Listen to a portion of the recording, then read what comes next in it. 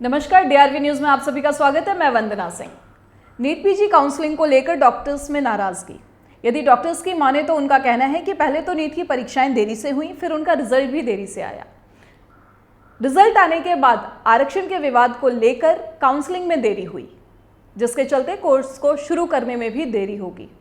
इस मामले के तहत सुप्रीम कोर्ट ने कहा है कि कॉम्पिटिटिव एग्जाम के माध्यम से आप किसी का भी मूल्यांकन नहीं कर सकते हैं। कॉम्पिटिटिव एग्जाम मात्र शिक्षण संस्थाओं में सीटों का आवंटन भर होते हैं। सुप्रीम कोर्ट ने कहा कि आरक्षण योग्यता के खिलाफ नहीं है। आरक्षण की मदद से हम सामाजिक न्याय को सुचारू रूप से लागू कर सकते हैं। सुप्रीम कोर्ट ने 7 जनवरी को अपने अंतरिम आदेश में नीट पीजी काउंसलिंग की इजाजत दी थी। उसी मामले में यह विस्तृत आदेश आया है।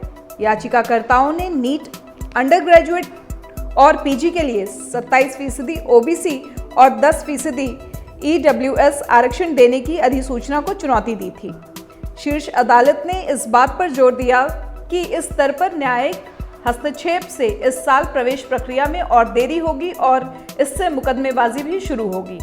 पीठ ने कहा कि हम अभी भी महामारी के बीच में हैं और इसलिए देश को डॉक्टर्स की जरूरत है।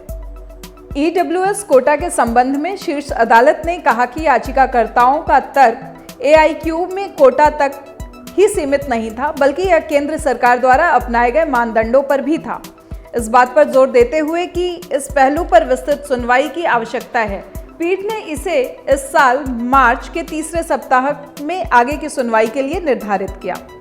सुप्रीम कोर्ट ने कहा कि केंद्र सरकार को ऑल इंडिया कोटे के तहत रिजर्वेशन देने के लिए कोटे की इजाजत लेने की जरूरत नहीं है। यह केंद्र का नीतिगत फैसला है और उसी तरह जुडिशियल रिव्यू के दायरे में है जैसे बाकी आरक्षण के मामले होते हैं। मामले पर सुनवाई करते हुए न्यायमूर्ति डीवाई चंद्रचूड़ ने कहा कि प्रतियोगिता परीक्षा आर्थिक सामाजिक लाभ को नहीं दर्शाती है जो कुछ वर्गों को अर्जित किया जाता है। योग्यता को सामाजिक रूप से प्रासंगिक बनाया जाना चाहिए।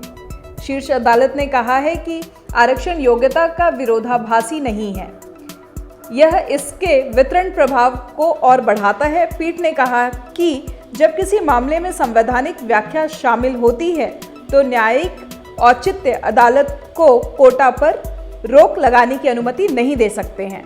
याचिकाकर्ताओं के एक समूह ने स्नातकोत्तर पाठ्यक्रमों में मौजूद शैक्षणिक सत्र से अखिल भारतीय कोटा में ओबीसी यानी पिछड़ा और आर्थिक रूप से कमजोर वर्गों के लिए आरक्षण को लागू करने के लिए केंद्र की 29 जुलाई 2021 की अधिसूचना को चुनौती देते हुए शीर्ष अदालत का दरवाजा खटखटाया था। याचिकाकर्ताओं के जवाब में अदालत ने कहा कि इस मामले पर न्यायिक हस्तक्षेप से इस वर्ष की प्रवेश प्रक्रिया में और देरी होगी। कोरोना काल में अस्पतालों का गड़बड़ाना खतरे की घंटी साबित हो सकता है। ऐसी स्थिति में डॉक्टर्स का हड़ताल पर जाना देश के लिए एक बड़ा नुकसान साबित हो सकता है। इन सारी बातों को मद्देनजर रखते हुए सुप्रीम कोर्ट का फैसला 27% ओबीसी आरक्षण देने का सराहनीय है। फिलहाल के लिए इतना ही। चलते चलते चैनल को लाइक करना, शेयर करना, कमेंट करना और सब्सक्राइब करना बिल्कुल भी ना भूलिए। मुझे और मेरी पूरी टीम को दीजिए इजाजत। जय हिंद।